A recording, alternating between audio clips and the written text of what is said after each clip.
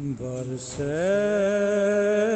मेघ सखी कर पाहुन आए। बरसै मेघ सखी कर पाहुन आए। कर पाहुन आए।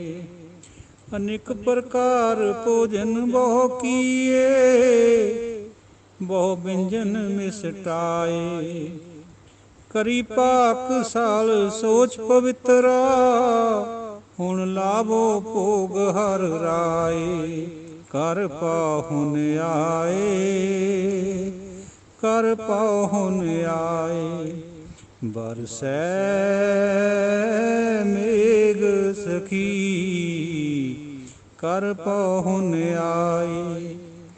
क्या तू सोचें क्या तू चितवें, क्या तू करें उपाय।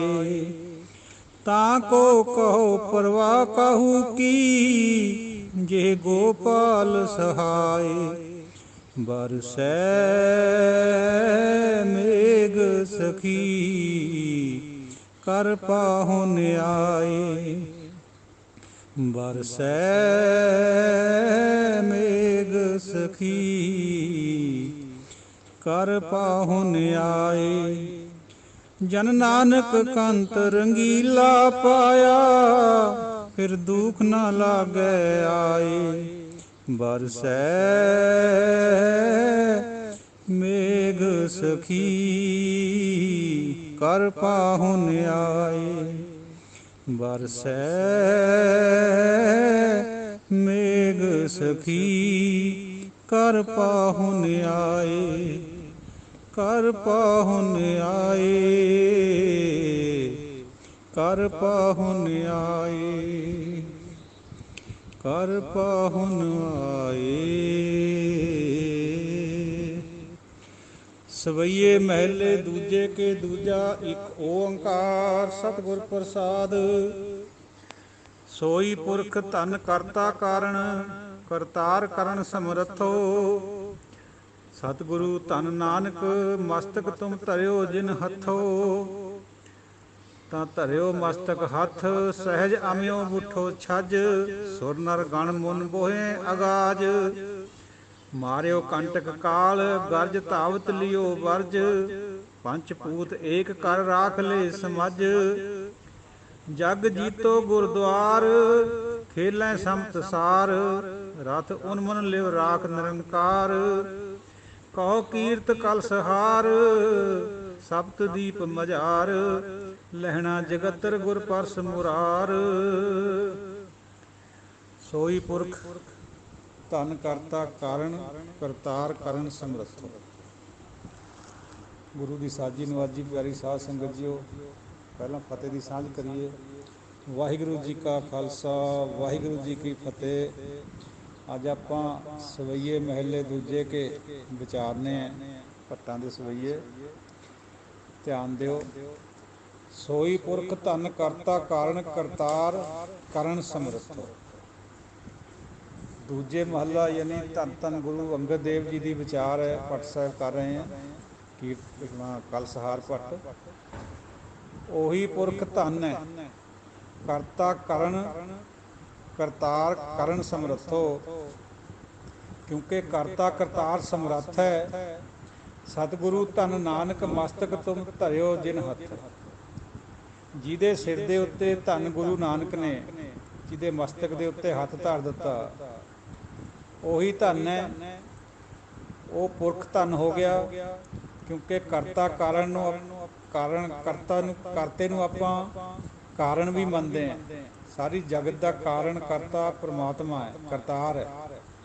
ਉਹਨੇ ਸਮਰੱਥ ਬਣਾਇਆ ਗੁਰੂ ਅੰਗਦ ਦੇਵ ਜੀ ਨੂੰ, ਸਤਿਗੁਰੂ ਧੰਨ ਗੁਰੂ ਨਾਨਕ ਸਾਹਿਬ ਦੀ ਚਰਨ ਛੂਹ ਦੇ ਨਾਲ। ਤਾਂ ਧਰਿਓ ਮਸਤਕ ਹੱਥ ਸਹਿਜ ਅਮਿਓ ਬੁੱਠੋ ਛੱਜ। ਸੁਰ ਨਰ ਗਣ ਮੁਨ ਬੋਹਿਓ ਆਗਾਜ਼। ਜਦੋਂ ਮਸਤਕ ਦੇ ਉੱਤੇ ਹੱਥ ਧਰਿਆ, ਸਹਿਜ ਸੁਭਾਏ ਅਮਿਓ, ਜਿਕਣ ਸਹਿਜ ਹੁੰਦਾ ਅੰਮ੍ਰਿਤ, ਸ਼ਹਿਦ ਅੰਮ੍ਰਿਤ, ਉਹ ਇੱਕਦਮ ਚੱਲ ਪਿਆ। ਜਿਕਣ ਛੱਜ ਦੇ ਵਿੱਚ ਪਾ ਕੇ, ਛੱਜ ਤੋਂ ਉੱਪਰ ਇੱਕਦਮ ਧਾਰ ਬੰਨ੍ਹ ਕੇ ਚੀਜ਼ ਪੈਂਦੀ ਹੈ ਨਾ, मतलब बहुत सारा अमृत एकदम झड़न लग गया। सुर नर गण मुन बोहे अगार, सारे ऋषि मुनि देवते गण गंधर्व ਉਹਦੀ ਖੁਸ਼ਬੂ ਦੇ ਨਾਲ ਮਹਿਕ ਗਏ।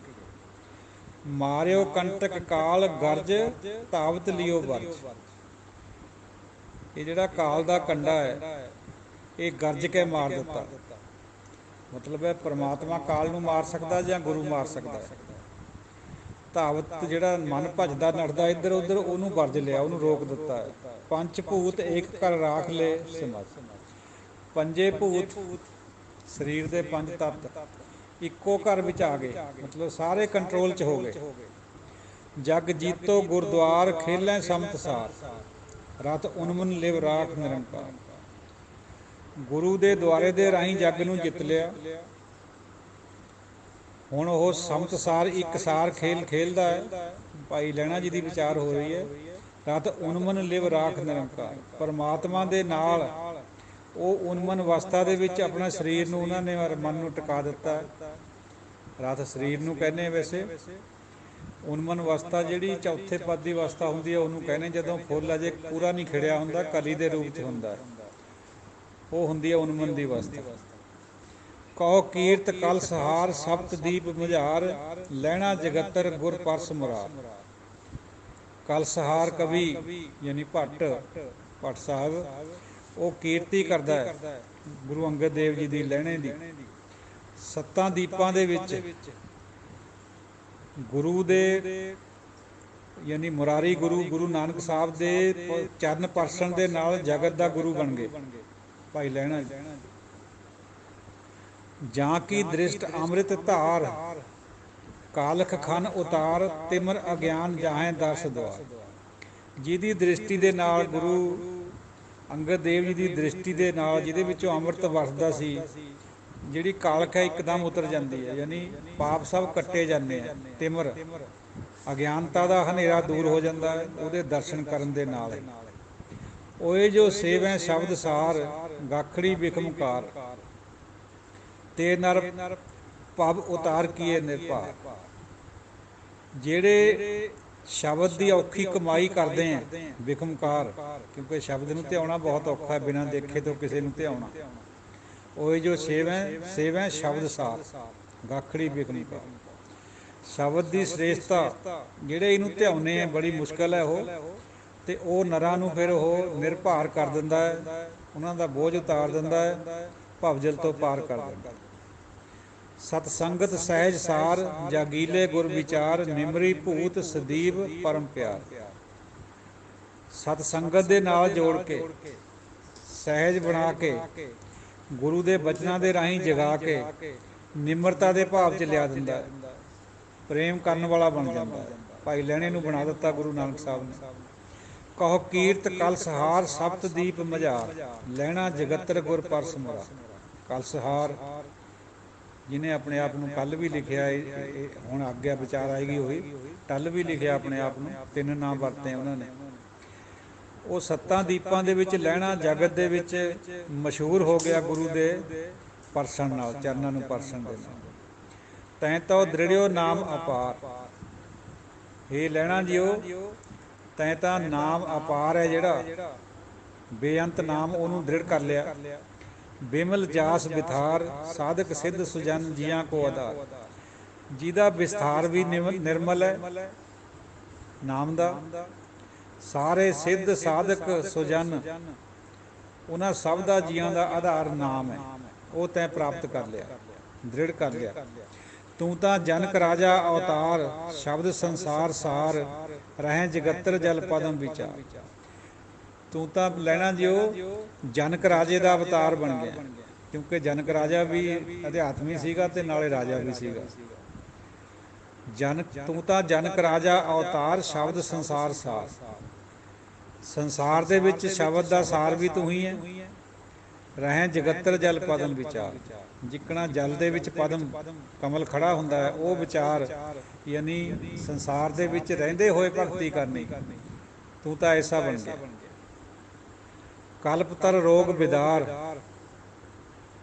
ਸੰਸਾਰ ਤਾਪ ਨਿਵਾਰ। ਆਤਮਾ ਤ੍ਰਿਵਿਧ ਤਰੈ ਤੇਰੇ ਏਕ ਲਿਵਤਾ। कल्पतर रोग विदार संसार ताप निवार आत्मा त्रिविध तेरे एक लिवतार। जिस तरह कल्पतर दरख्त ਹੁੰਦਾ ਸਵਰਗਾਂ ਦਾ, ਸਾਰੇ ਰੋਗਾਂ ਨੂੰ ਉਹ ਦੂਰ ਕਰ ਦਿੰਦਾ ਹੈ। ਇਹ ਲੈਣਾ ਜਿਓ, ਤੁਸੀਂ ਤਾਂ ਸਾਰੇ ਸੰਸਾਰ ਦੇ ਤਾਪਾਂ ਨੂੰ ਨਿਵਾਰਨ ਵਾਲੇ ਬਣ ਗਏ, ਤੇ ਜਿਹੜੀ ਤਿੰਨਾਂ ਗੁਣਾਂ 'ਚ ਫਸੀ ਹੋਈ ਆਤਮਾ ਹੈ ਉਹਨੂੰ ਜੋੜ ਕੇ ਇੱਕ ਤਾਰ ਪਰਮਾਤਮਾ ਦੇ ਨਾਲ ਜੋੜਨ ਦਾ ਤੁਸੀਂ ਆਪ ਵੀ ਜੋੜ ਲਈ ਤੇ ਸੰਸਾਰ ਨੂੰ ਵੀ ਜੋੜ ਰਹੇ। ਕਹੋ ਕੀਰਤ ਕਲ ਸਹਾਰ ਸਪਤ ਦੀਪ ਮਝਾਰ ਲੈਣਾ ਜਗਤਰ ਗੁਰ ਪਰਸ ਮੁਰਾਰ। ਤੈਂ ਤਾਂ ਹਜ਼ਰਤ ਪਾਇਓ ਮਾਨ, ਤੈਂ ਤਾਂ ਹਜ਼ਰਤ ਤੋਂ ਮਾਣ ਪਾਇਆ। ਹਜ਼ਰਤ ਤੋਂ ਮੁਰਾਦ ਹੈ ਇੱਥੇ ਗੁਰੂ ਨਾਨਕ ਸਾਹਿਬ, ਉਹਨਾਂ ਤੋਂ ਮਾਣ ਪਾਇਆ। ਸੇਵਿਆ ਗੁਰ ਪ੍ਰਵਾਨ, ਪ੍ਰਵਾਨ ਗੁਰੂ ਨੂੰ ਸੇਵਾ ਕਰੀ ਤੈਂ। ਸਾਧ ਅਜਗਰ ਜਿਨ ਕੀਆ ਉਨਮਾਨ, ਇਸ ਅਜਗਰ ਨੂੰ, ਮਨ ਜਿਹੜਾ ਇਹ ਅਜਗਰ ਸੱਪ ਵਾਂਗ ਹੈ, ਇਹ ਕੰਟਰੋਲ 'ਚ ਨਹੀਂ ਆਉਂਦਾ, ਇਹਨੂੰ ਤੈਂ ਕੰਟਰੋਲ ਕਰ ਲਿਆ। ਹਰ ਹਰ ਦਰਸ ਸਮਾਨ ਆਤਮਾ ਬੰਤ ਗਿਆਨ ਜਾਣੀ ਅਕਲਗਤ ਗੁਰ ਪ੍ਰਵਾਨ। ਤੇਰਾ ਦਰਸ਼ਨ ਹੈ ਲੈਣਾ ਜੀ ਉਹ ਹਰੀ ਦੇ ਦਰਸ਼ਨ ਵਰਗਾ ਹੈ। ਤੇਰੀ ਆਤਮਾ ਗਿਆਨ ਦੀ ਮਾਲਕ ਹੈ, ਯਾਨੀ ਗਿਆਨ ਵਾਲੀ ਬਣ ਗਈ ਹੈ। ਔਰ ਤੈਂ ਅਕਲਗਤ ਜਾਣ ਲਈ ਗੁਰੂ ਤੋਂ, ਅਕਲਗਤ ਜਿਹਦਾ ਕੋਈ ਸਾਨੀ ਨਾ ਹੋਵੇ। ਜਾਂ ਕੀ ਦ੍ਰਿਸ਼ਟ ਅਚਲ ਠਾਣ ਬਿਮਲ ਬੁੱਧ ਸੁਥਾਨ ਪਹਿਰ ਸੀਲ ਸਨਾ ਸਖਤ ਵਿਦਾ। ਜਿਹਦੀ ਦ੍ਰਿਸ਼ਟੀ ਅਚਲ ਹੈ, ਬਿਮਲ ਬੁੱਧੀ ਬਣ ਗਈ ਹੈ, ਸਥਾਨ ਵੀ ਬਿਮਲ ਬੁੱਧ ਹੋ ਗਿਆ। ਪਹਿਰ ਸੀਲ ਸਨਾ, ਤੈਂ ਨਿਮਰਤਾ ਦਾ ਸਨਾਹ ਪਹਿਨ ਲਿਆ, ਸੰਜੋਗ ਪਹਿਨ ਲਈ ਹੈ। ਸਖਤ ਵਿਦਾਰ, ਮਾਇਆ ਨੂੰ ਦੂਰ ਕਰ ਦਿੱਤਾ। ਇਹ ਮਾਇਆ ਡਰਾਉਣੀ ਹੈ, ਜੰਗ ਯੁੱਧ ਕਰਦੀ ਹੈ ਆਪਣੇ ਨਾਲ, ਸਰੀਰ ਨਾਲ। ਇਹਨੂੰ ਤੈਂ ਸੰਜੋਗ ਪਾ ਕੇ ਸਹਿਣਸ਼ੀਲਤਾ ਦੀ ਦੂਰ ਕਰ ਦਿੱਤਾ। ਕਹੋ ਕੀਰਤ ਕਲ ਸਹਾਰ ਸਪਤ ਦੀਪ ਮੁਝਾਰ ਲੈਣਾ ਜਗਤਰ ਗੁਰ ਪਰਸ ਮੁਰਾਰ। ਦ੍ਰਿਸ਼ਟ ਧਰਤ ਤਮ ਹਰਨ ਦਹਿਨ ਅਗ ਪਾਪ ਪਰਨਾਸਨ। ਤੇਰੀ ਦ੍ਰਿਸ਼ਟੀ ਧਰਦੇ ਹੀ ਤਮ ਹਨੇਰਾ ਦੂਰ ਹੋ ਜਾਂਦਾ ਹੈ ਤੇ ਪਾਪ ਦੂਰ ਹੋ ਜਾਂਦੇ, ਇਹਨਾਂ ਦਾ ਦਹਿਨ ਹੋ ਜਾਂਦਾ ਪਾਪਾਂ ਦਾ। ਸ਼ਬਦ ਸੂਰ ਬਲਵੰਤ ਕਾਮ ਅਰ ਕ੍ਰੋਧ ਵਿਨਾਸਨ। ਸ਼ਬਦ ਦਾ ਸੂਰਮਾ ਹੈ, ਬਲਵੰਤ ਕਾਮ ਅਰ ਕ੍ਰੋਧ ਹੈ ਜਿਹੜੇ ਬੜੇ ਭਾਰੀ ਬਲ ਵਾਲੇ, ਉਹ ਵੀ ਦੂਰ ਹੋ ਜਾਂਦੇ ਸ਼ਬਦ ਦੇ ਸੂਰਮਤਾਈ ਕਰਕੇ। ਲੋਭ ਮੋਹ ਬਸ ਕਰਨ ਸ਼ਰਨ ਜਾਂਚਕ ਪ੍ਰਤੀਪਾਲਨ। ਲੋਭ ਮੋਹ ਨੂੰ ਬਸ ਕਰ ਲਿਆ, ਸ਼ਰਨ ਜਾਂਚਕ ਪ੍ਰਤੀਪਾਲਨ, ਉਹ ਵੀ ਹੁਣ ਤੇਰੀ ਸ਼ਰਨ ਵਿੱਚ ਆ ਗਏ। ਜਿਹੜੇ ਲੋਭ ਮੋਹ ਤੰਗ ਕਰਦੇ ਸੀ, ਕਾਮ ਕ੍ਰੋਧ ਤੰਗ ਕਰਦੇ ਸੀ, ਉਹ ਵੀ ਤੇਰੀ ਸ਼ਰਨ ਵਿੱਚ ਆ ਜਾਏਗੇ। ਕਿਉਂਕਿ ਸਾਰੇ ਜਿਹੜੇ ਜਾਚਕ ਹੈ ਮੰਗਤੇ ਉਹ ਤੇਰੀ ਸ਼ਰਨ ਮੰਗਦੇ, ਇਹ ਹੁਣ ਮੰਗਤੇ ਬਣ ਗਏ, ਬਸ ਕਰ ਲੈ ਤੈਂ। ਆਤਮ ਰਤ ਸੰਗ੍ਰਹਿਣ ਕਹਿਣ ਅੰਮ੍ਰਿਤ ਕਲ ਢਾਲਣ।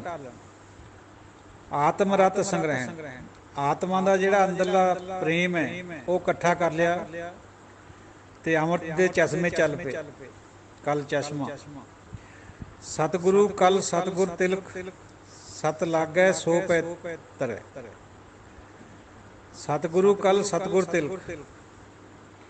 ਸਾਧ ਸੰਗਤ ਜੀਓ, ਹੇ ਕਲ ਸਹਾਰ ਗੁਰੂ ਅੰਗਦ ਦੇਵ ਜੀ ਤਿਲਕ ਗੁਰੂ ਹੈ, ਭਾਵ ਸ਼੍ਰੋਮਣੀ ਗੁਰੂ ਹੈ। ਜੋ ਸੱਚੀ ਮੁੱਚੀ ਚਰਨੀ ਲੱਗਦਾ ਹੈ ਉਹ ਤਰ ਜਾਂਦਾ ਹੈ। ਸਤਿਗੁਰੂ ਕਲ ਸਤਿਗੁਰ ਤਿਲਕ ਸਤ ਲਾਗੈ ਸੋ ਪੈ ਤਰੈ, ਉਹ ਤਰ ਜਾਂਦਾ। ਗੁਰ ਜਗਤ ਫਿਰਨ ਸੀ ਅੰਗਰੋ ਰਾਜ ਜੋਗ ਲੈਣਾ ਕਰੇ। ਜਗਤ ਦਾ ਗੁਰੂ ਫਿਰਨ ਸਾਹ ਦਾ ਪੁੱਤਰ ਰਾਜ ਜੋਗ ਲੈਣਾ ਜੀ ਕਰ ਰਹੇ। ਇਹ ਭੱਟ ਜੀ ਫਰਮਾਉਂਦੇ ਸਦਾ ਅਕਲ ਲਿਵ ਰਹਿ ਕਰਨ ਸਿਉ ਇੱਛਾ ਚਾਰੈ। ਸਦਾ ਤੇਰੀ ਲਿਵ ਅਕਲ ਦੇ ਵਿੱਚ ਲੱਗੀ ਰਹਿੰਦੀ ਹੈ, ਔਰ ਤੂੰ ਆਪਣੀ ਇੱਛਾ ਦਾ ਮਾਲਕ ਹੈ, ਜਿਵੇਂ ਚਾਹੁੰਦਾ ਉਸ ਤਰ੍ਹਾਂ ਹੋ ਰਿਹਾ ਹੈ। ਦਰੁਮ ਸਪੂਰ ਜਿਉ ਨਿਵੈ ਖਵੈ ਕਸ ਵਿਮਲ ਵਿਚਾਰੈ। ਜਿਵੇਂ ਦਰਖਤ ਦਰੁਮ ਜਦ ਫਲ ਲੱਗਦੇ ਆ ਉਹ ਨਿਵਦਾ ਹੈ, ਖਿਵਦਾ ਹੇਠਾਂ ਨੂੰ। ਕਸ ਬਿਮਲ ਵਿਚਾਰ ਹੈ, ਇਹ ਤੇਰੀ ਨਿਰਮਲ ਵਿਚਾਰ ਹੈ। ਜਿਵੇਂ ਦਰਖਤ ਨਿਮਦਾ, ਹੁਣ ਤੂੰ ਵੀ ਲੈਣਾ ਜੋ ਹੇਠਾਂ ਨੂੰ ਨਿਮਦਾ। ਇਹ ਹੈ ਤਤ ਜਾਣਿਓ ਸਰਬਗਤ ਅਲਖ ਵਿਡਾਣੀ। ਤਾਂ ਇਹ ਤੱਤ ਨੂੰ ਜਾਣ ਲਿਆ ਹੈ ਵੀ ਪਰਮਾਤਮਾ ਸਰਬਗਤ ਹੈ, ਅਲਖ ਹੈ, ਵਿਡਾਣੀ ਹੈ। ਸਹਿਜ ਭਾਏ ਸੰਚਿਓ ਕਿਰਨ ਅੰਮ੍ਰਿਤ ਕਲ ਬਾਣੀ। ਤੈ ਸਹਿਜ ਸੁਭਾਏ ਜਿਹੜਾ ਅੰਮ੍ਰਿਤ ਦਾ ਜਦੋਂ ਝਰਨਾ ਝਰਦਾ ਹੈ ਬਾਣੀ ਦੇ ਰੂਪ 'ਚ, ਉਹ ਤੈਂ ਇਕੱਠਾ ਕਰ ਲਿਆ, ਸੰਚ ਲਿਆ। ਗੁਰ ਗਮ ਪ੍ਰਮਾਣ ਤੈਂ ਪਾਇਓ, ਸਤ ਸੰਤੋਖ ਗਰਾਜ ਲਿਓ। ਗੁਰੂ ਗਮ ਜਿਹਦੇ ਥਾਈਂ ਬਹੁਤ ਔਖੀ ਪਹੁੰਚ ਹੁੰਦੀ ਹੈ, ਪਰਮਾਤਮਾ ਵੀ ਗਮ ਹੈ, ਗੁਰੂ ਵੀ ਗਮ ਹੈ। ਗੁਰ ਅਗੋਚਰ ਨਿਰਮਲਾ, ਗੁਰ ਜੇਵਡ ਅਵਰ ਨਾ ਕੋਏ। ਗੁਰੂ ਅੱਖਾਂ ਨਾਲ ਨਹੀਂ ਨਜ਼ਰ ਆਉਂਦਾ, ਗੁਰੂ ਤਾਂ ਅੰਦਰ ਹੈ, ਸ਼ਬਦ ਗੁਰੂ ਹੈ, ਅਗੋਚਰ ਹੈ। ਗੁਰ ਅਗੋਚਰ ਨਿਰਮਲਾ, ਗੁਰ ਜੇਵਡ ਅਵਰ ਨਾ ਕੋਏ। ਗੁਰ ਗਮ ਪ੍ਰਮਾਣ ਤੈਂ ਪਾਇਓ, ਤੈਂ ਉਹ ਗੁਰੂ ਗਮ ਨੂੰ ਪਾ ਲਿਆ ਹੈ, ਗਮ ਲਿਆ ਹੈ, ਤੇਰੀ ਗਮਤਾ ਉੱਥੇ ਤੱਕ ਹੋ ਗਈ ਹੈ। ਸਤ ਸੰਤੋਖ ਗਰਾਜ ਲਿਓ, ਸਤ ਔਰ ਸੰਤੋਖ ਵੀ ਪਾ ਲਏ ਤੈਂ ਗੁਰੂ ਤੋਂ। ਹਰ ਪਰਸਿਓ ਕੱਲ ਸਮੁਲਵੈ, ਜਨ ਦਰਸ਼ਨ ਲੈਣੇ ਪਏ। ਹਰੀ ਦੇ ਦਰਸ਼ਨ, ਹਰੀ ਦੇ ਚਰਨ ਪਰਸ ਲਏ ਹੈ। ਕੱਲ ਪੁਕਾਰਦਾ ਹੈ, ਕੱਲ ਕਲਸਹਾਰ ਨੇ ਆਪਣਾ ਦੂਜਾ ਨਾਮ ਕੱਲ ਰੱਖਿਆ ਹੈ। ਜਨ ਦਰਸ਼ਨ ਲੈਣੇ ਪਏ। ਦੇਖੋ ਸਾਧ ਸੰਗਤ ਜੀ, ਇੱਥੇ ਕੱਲ ਆ ਗਿਆ, ਉੱਪਰ ਕਲਸਹਾਰ ਆਇਆ ਸੀ। ਤੋ ਇਹ ਦੋ ਨਹੀਂ ਹੈ। ਜਿੱਥੇ 17 ਭੱਟਾਂ ਦੀ ਗੱਲ ਕਹੀ ਜਾਂਦੀ ਹੈ ਨਾ, ਉੱਥੇ ਫਿਰ ਇਹ ਦੋ ਗਿਣੇ ਜਾਂਦੇ। ਬਲਕਿ ਹੇਠਾਂ ਟੱਲ ਦਾ ਵੀ ਜ਼ਿਕਰ ਆ ਰਿਹਾ, ਉਹ ਟੱਲ ਵੀ ਕਲਸਹਾਰ ਹੀ ਹੈ। ਕਿਉਂਕਿ ਦੇਖੋ ਅੰਕ ਕਿਵੇਂ ਨਹੀਂ ਬਦਲਦੇ ਇਹਨਾਂ ਦੇ, ਇਸੇ ਕਰਕੇ ਪਤਾ ਲੱਗਿਆ। ਤੇ ਆਪਾਂ ਇਹਨੂੰ ਇਹ ਸਮਝਿਆ 6 ਅੰਕ ਹੈ, ਉੱਥੇ ਕੱਢ ਕੇ ਦੇਖਿਓ, ਇੱਦਾਂ ਨਹੀਂ ਸਮਝ ਆਉਣੀ। 1392 ਅੰਕ ਹੈ, ਅੰਗ ਹੈ, ਔਰ 6 ਅੰਕ ਆ ਗਿਆ ਅੱਗੇ। ਇਸ ਤੋਂ ਪਹਿਲੇ 'ਚ ਆਇਆ ਸੀ 5। ਅਤੇ ਜੇ ਇੱਥੇ ਕਿ ਇਹ ਕੋਈ ਹੋਰ ਹੁੰਦਾ ਭੱਟ, ਜਿਵੇਂ ਕਈਆਂ ਦਾ ਖਿਆਲ ਹੈ ਪਹਿਲਿਆਂ ਦਾ, ਤਾਂ ਇੱਥੇ ਫਿਰ ਏਕਾ ਆਉਣਾ ਸੀਗਾ, ਵੀ ਉਹਦਾ ਇੱਕ ਸ਼ੁਰੂ ਹੋ ਗਿਆ। ਪਰ ਇਹ 5 6 7 ਲਗਾਤਾਰ ਚੱਲ ਰਹੀ ਹੈ ਗਿਣਤੀ। ਇਹ 10 ਦੇ 10 ਸਵਈਏ ਕਲਸਹਾਰ ਨੇ, ਗਿਣਤੀ ਇੱਕਦਮ ਅੱਗੇ ਅੱਗੇ ਚੱਲ ਰਹੀ ਹੈ। ਹੁਣ 6 ਆ ਲਿਆ, ਦੇਖਿਓ ਅੱਗੇ। ਮਨ ਵਿਸ਼ਵਾਸ ਪਾਇਓ, ਗਹਿਰ ਗਉ ਹਦਰਤ ਦਿਓ। ਤੇਰੇ ਮਨ 'ਚ ਪੱਕਾ ਵਿਸ਼ਵਾਸ ਹੋ ਗਿਆ ਹੈ। ਉਹ ਹਜ਼ਰਤ ਨੇ, ਗੁਰੂ ਨਾਨਕ ਪਾਤਸ਼ਾਹ ਨੇ ਤੈਨੂੰ ਗਹਿਰ ਬਣਾ ਦਿੱਤਾ ਹੈ, ਉਹਦੇ ਥਾਈਂ ਤੇਰੀ ਪਹੁੰਚ ਬਣਾ ਦਿੱਤੀ, ਤੈਂ ਪਕੜ ਲਿਆ ਉਹਨੂੰ। ਅਦਿਸ਼ਟ ਅਗੋਚਰ ਪਕੜਿਆ, ਗੁਰ ਸ਼ਬਦੀ ਹੋਂ ਸਤਿਗੁਰ ਕੈ ਬਲਿਹਾਰੀ। ਗਰਲ ਨਾਸ ਤਨ ਨਠਿਓ, ਅਮਿਓ ਅੰਤਰਗਤ ਪੀਓ। ਗਰਲ ਵਿਸ ਦਾ ਨਾਸ ਹੋ ਗਿਆ, ਤਨ ਤੋਂ ਭੱਜ ਗਈ ਹੈ, ਯਾਨੀ ਬੁਰੇ ਜਿਹੜੇ ਕਾਮ ਕ੍ਰੋਧ ਹੈ ਉਹ ਭੱਜ ਗਏ ਹੈ। ਅਤੇ ਅਮਿਓ ਅੰਤਰਗਤ ਪੀਓ, ਅੰਦਰ ਤੇ ਤੂੰ ਅੰਮ੍ਰਿਤ ਪੀ ਰਿਹਾ ਹਰ ਵਕਤ। ਰਿੱਧ ਵਿਗਾਸ ਜਾਗਿਓ, ਅਲਖ ਕਲ ਧਰੀ ਜੁਗੰਤਰ। ਹਿਰਦੇ ਦੇ ਵਿੱਚ ਵਿਗਾਸ ਆ ਗਿਆ, ਖੇੜਾ ਆ ਗਿਆ। ਅਲਖ ਕਲ ਤੇਰੇ ਅੰਦਰ ਧਰੀ ਗਈ ਹੈ ਜੁਗਾਂ ਤੋਂ। ਸਤਿਗੁਰ ਸਹਿਜ, ਜਿਹੜੀ ਜੁਗਾਂ ਤੋਂ ਉਹ ਕਲ ਹੈ, ਯਾਨੀ ਕਲਾ ਹੈ ਪਰਮਾਤਮਾ ਦੀ, ਉਹ ਤੇਰੇ ਅੰਦਰ ਆ ਗਈ ਅਲਖ ਦੀ। ਸਤਿਗੁਰ ਸਹਿਜ ਸਮਾਧ ਰਵਿਓ, ਸਮਾਨ ਨਿਰੰਤਰ। ਸਤਿਗੁਰ ਸਹਿਜ ਸਮਾਧ ਰਵਿਓ, ਸਾਮਾਨ ਨਿਰੰਤਰ। ਸਤਿਗੁਰੂ ਸਹਿਜ ਸਮਾਧ ਵਿੱਚ ਹੈ ਹਰ ਵਕਤ ਉਹਨਾਂ ਦਾ ਨਿਰੰਤਰ ਰਵ ਰਹੇ ਹੈ। ਜਿਵੇਂ ਪਰਮਾਤਮਾ ਹੈ, ਉਹੋ ਜਿਹੇ ਗੁਣ ਗੁਰੂ ਅੰਗਦ ਵਿੱਚ ਆ ਗਏ ਹੈ। ਉਦਾਰੋ ਚਿੱਤ ਦਰਦ ਹਰਨ, ਭਿਖੰਤੈ ਕਸਮਲ ਤਰਸਨ। ਤੂੰ ਉਦਾਰ ਚਿੱਤ ਹੈ, ਲੈਣਾ ਜਿਓ, ਗਰੀਬੀ ਦੂਰ ਕਰਨ ਵਾਲਾ ਹੈ। ਤੈਨੂੰ ਦੇਖ ਕੇ ਕਸਮਲ ਭੱਜ ਜਾਂਦੇ, ਨੜ ਜਾਂਦੇ। ਸਦ ਰੰਗ ਸਹਿਜ ਕਲ ਉਚਰੈ, ਜਸ ਜੰਪੋ ਲੈਣੇ ਰਸਨ। ਸਦਾ ਹੀ ਰੰਗ ਦੇ ਵਿੱਚ, ਪਿਆਰ ਦੇ ਵਿੱਚ, ਸਹਿਜ ਦੇ ਰੰਗ ਵਿੱਚ ਰੰਗਿਆ ਹੋਇਆ ਕਲ ਉਚਾਰਨ ਕਰਦਾ ਹੈ ਵੀ ਜਸ ਜੰਪੋ ਲੈਣੇ ਰਸਨ। ਲੈਣੇ ਦੀ ਰਸਨਾ ਤੋਂ ਉਹਦਾ ਜਸ ਹੋ ਰਿਹਾ ਹੈ। ਦੇਖੋ ਹੁਣ ਅੰਕ 7 ਆ ਗਿਆ, ਪਹਿਲਾਂ 6 ਸੀ, ਉਸ ਤੋਂ ਪਹਿਲਾਂ 5 ਸੀ, ਹੁਣ 7 ਹੈ। ਇਹਦਾ ਮਤਲਬ ਇਹ ਹੈ ਵੀ ਇਹ ਇੱਕੋ ਹੀ ਭੱਟ ਹੈ, ਚਾਹੇ ਉਹ ਕਲਸਹਾਰ ਕਹਿੰਦਾ ਆਪਣੇ ਆਪ ਨੂੰ, ਚਾਹੇ ਕੱਲ ਕਹਿੰਦਾ ਹੈ, ਅੱਗੇ ਫਿਰ ਆਉਂਦਾ ਉਹ ਟੱਲ ਵੀ ਕਹਿ ਰਿਹਾ। ਨਾਮ ਆਵਖਦ ਨਾਮ ਆਧਾਰ, ਅਰ ਨਾਮ ਸਮਾਧ, ਸੁਖ ਸਦਾ ਨਾਮ ਨਿਸ਼ਾਨ ਸੋ ਹੈ। ਨਾਮ ਹੀ ਆਵਖਦ ਹੈ, ਦਵਾਈ ਹੈ, ਨਾਮ ਹੈ ਆਧਾਰ ਹੈ, ਨਾਮ ਹੈ ਸਮਾਧੀ ਦਾ ਸੁੱਖ ਹੈ, ਪਰਮ ਆਨੰਦ। ਸਦਾ ਨਾਮ ਨਿਸ਼ਾਨ ਸੋ ਹੈ। ਇਹ ਸਦਾ ਹੀ ਜਿਹੜਾ ਨਾਮ ਦਾ ਝੰਡਾ ਹੈ, ਇਹ ਹਮੇਸ਼ਾ ਹੀ ਸੋਹੰਦਾ ਹੈ। ਰੰਗ ਰਤੋ ਨਾਮ ਸਿਉ, ਕਲ ਨਾਮ ਸੁਰ ਨਰੈ ਬੋ ਹੈ। ਨਾਮ ਦੇ ਨਾਲ ਤੂੰ ਰੰਗਿਆ ਗਿਆ, ਇਹ ਲੈਣਾ ਜਿਓ। ਕੱਲ ਫਰਮਾਉਂਦਾ ਹੈ ਕਿ ਨਾਮ ਦੇ ਨਾਲ ਸੁਰ ਔਰ ਨਰ, ਦੇਵੀ ਦੇਵਤੇ ਵੀ ਬੋਹੇ ਜਾਂਦੇ ਹੈ, ਯਾਨੀ ਖੁਸ਼ਬੂਦਾਰ ਹੋ ਜਾਂਦੇ, ਉਹਨਾਂ ਨੂੰ ਵੀ ਰੰਗ ਚੜ੍ਹ ਜਾਂਦਾ ਹੈ। ਉਹੀ ਰੰਗ ਤੇਰੇ 'ਤੇ ਚੜ੍ਹ ਗਿਆ। ਨਾਮ ਪਰਸ ਜਿਨ ਪਾਇਓ, ਸਤ ਪ੍ਰਗਟਿਓ ਰਵ ਲੋਏ। ਨਾਮ ਨੂੰ ਪਰਸ ਕੇ ਜਿਨ੍ਹਾਂ ਨੇ ਇਹ ਪਾ ਲਿਆ ਨਾਮ, ਸਤ ਪ੍ਰਗਟਿਓ ਰਵਿ ਲੋਏ। ਸੂਰਜ ਦੀ ਤਰ੍ਹਾਂ ਸਾਰੀ ਦੁਨੀਆ ਦੇ ਵਿੱਚ ਉਹਨਾਂ ਦਾ ਚਾਨਣਾ ਬਿਖਰਦਾ ਹੈ। ਫਿਰ ਜਿਨ੍ਹਾਂ ਨੇ ਨਾਮ ਨੂੰ ਪਰਸ ਲਿਆ, ਸਭ ਕੁਝ ਛੱਡ ਕੇ ਕਰਮ ਧਰਮ ਨਾਮ ਤੇ ਜ਼ੋਰ ਦੇ ਰਹੀ ਹੈ ਗੁਰਬਾਣੀ। ਦਰਸ਼ਨ ਪਰਸਿਆਂ ਗੁਰੂ ਕੈ 68 ਮੱਜਨ ਹੋ। 68 ਤੀਰਥਾਂ ਦਾ ਇਸ਼ਨਾਨ ਹੋ ਰਿਹਾ ਗੁਰੂ ਦੇ ਦਰਸ਼ਨ ਕਰਕੇ। ਆ ਦੇਖੋ ਹੁਣ ਅੰਕ 8 ਆ ਗਿਆ, ਅੱਗੇ ਚਲੋ। ਸੱਚ ਤੀਰਥ ਸੱਚ ਇਸ਼ਨਾਨ ਅਰ ਭੋਜਨ ਭਾਓ, ਸੱਚ ਸਦਾ ਸੱਚ ਪਖੰਤ ਸੋ ਹੈ। ਸੱਚਾ ਤੀਰਥ ਨਾਮ ਹੈ, ਸੱਚਾ ਇਸ਼ਨਾਨ ਵੀ ਨਾਮ ਹੈ, ਸੱਚਾ ਭੋਜਨ ਵੀ ਨਾਮ ਹੈ, ਪ੍ਰੇਮ ਦਾ ਜਿਹੜਾ ਹੁੰਦਾ, ਔਰ ਸੱਚ ਹੀ ਬੋਲਿਆ ਜਾਂਦਾ ਜਿਹੜਾ, ਉਹ ਵੀ ਨਾਮ ਹੈ। ਸੱਚ ਪਾਇਓ ਗੁਰ ਸ਼ਬਦ ਸੱਚ ਨਾਮ ਸੰਗਤੀ ਬੋ ਹੈ। ਗੁਰੂ ਦੇ ਸ਼ਬਦ ਦੇ ਰਾਹੀਂ ਤੈਂ ਸੱਚ ਪਾਇਆ। ਦੱਦੇ ਨੂੰ ਸਿਆਰੀ ਲੱਗੀ ਸ਼ਬਦ ਦੇ। ਗੁਰੂ ਦੇ ਸ਼ਬਦ ਦੇ ਰਾਹੀਂ ਤੈਂ ਸੱਚ ਨੂੰ ਪਾਇਆ। ਭਾਈ ਲਹਿਣਾ ਜੀਓ, ਬਾਬਾ ਲਹਿਣਾ ਜੀਓ ਜਾਂ ਗੁਰੂ ਅੰਗਦ ਦੇਵ ਜੀਓ। ਸੱਚ ਨਾਮ ਸੰਗਤੀ ਬੋ ਹੈ। ਇਹ ਸੱਚ ਦੇ ਨਾਮ ਨਾਲ ਹੀ ਸੰਗਤ ਖੁਸ਼ਬੂ ਨਾਲ ਭਰ ਜਾਂਦੀ ਹੈ। ਜਿਸ ਸੱਚ ਸੰਜਮ ਵਰਤ ਸੱਚ ਕਵਜਨ ਕਲ ਵਿਖਾਉ। ਇਹ ਸੱਚ ਦੇ ਸੰਜਮ ਦੇ ਨਾਲ ਕਵੀ ਜਨ ਕੱਲ ਕਹਿੰਦਾ ਹੈ, ਵਿਖਿਆਨ ਕਰਦਾ ਹੈ, ਤਾਂ ਇਹਦੇ ਨਾਲ ਹੀ ਇਹ ਸੱਚ ਦਾ ਸੰਜਮ ਵਰਤ ਰਿਹਾ ਹੈ। ਔਰ ਇਹਦੇ ਨਾਲ ਹੀ ਸਾਰਾ ਕੁਛ ਦੁਨੀਆ ਦੇ ਕਸਮਲ ਕੱਟੇ ਜਾ ਰਹੇ ਹੈ। ਸੰਗਤ ਨੂੰ ਖੁਸ਼ਬੂ ਆ ਰਹੀ ਹੈ ਸੰਗਤ ਵਿੱਚੋਂ, ਸਿਰਫ ਨਾਮ ਕਰਕੇ। ਦਰਸ਼ਨ ਪਰਸਿਆਂ ਗੁਰੂ ਕੈ ਸੱਚ ਜਨਮ ਪ੍ਰਵਾਨ। ਜਨਮ ਅਸਲ 'ਚ ਸੱਚਾ ਕਦੋਂ ਬਣਦਾ, ਪ੍ਰਵਾਨ ਕਦੋਂ ਹੁੰਦਾ, ਜਦੋਂ ਦਰਸ਼ਨ ਕਰ ਲਈਏ ਗੁਰੂ ਦੇ। ਸਰੀਰਕ ਘੱਟ, ਅਧਿਆਤਮਿਕ ਅੰਦਰ ਤੋਂ ਜ਼ਿਆਦਾ। ਦਰਸ਼ਨ ਬਾਹਰਲੇ ਵੀ ਅੱਛੇ ਹੈ, ਲਾਹੇਵੰਦ ਹੈ, ਪਰ ਜਿਹਨੇ ਅੰਦਰ ਤੋਂ ਕਰ ਲਿਆ ਦਰਸ਼ਨ, ਕਿਉਂਕਿ ਸਤਿਗੁਰ ਨੂੰ ਸਭ ਕੋ ਵੇਖਦਾ ਜੇਤਾ ਜਗਤ ਸੰਸਾਰ, ਡਿਠੈ ਮੁਕਤ ਨ ਹੋਵੇ ਜੇ ਚਿਰ ਸ਼ਬਦ ਨਾ ਕਰੇ ਵਿਚਾਰ। ਸਰੀਰ ਦੀ ਆਪਣੀ ਆਭਾ ਹੁੰਦੀ ਹੈ, ਉਹਦੇ 'ਚ ਰਿਸ਼ਮਾਂ ਹੁੰਦੀਆਂ, ਵੇਵਜ਼ ਹੁੰਦੀਆਂ, ਉਹਦਾ ਪ੍ਰਭਾਵ ਵੀ ਜਿਹੜਾ ਆਉਂਦਾ ਉਹਦੇ ਆਭਾ 'ਚ ਜਿਹੜਾ ਆਉਂਦਾ ਉਹ ਪ੍ਰਭਾਵ ਜ਼ਰੂਰ ਕਬੂਲਦਾ ਹੈ, ਯਾਨੀ ਉਹਦੇ 'ਤੇ ਅਸਰ ਹੋ ਜਾਂਦਾ ਨਾਮ ਦਾ, ਉਸ ਮਹਾਂਪੁਰਸ਼ ਦਾ।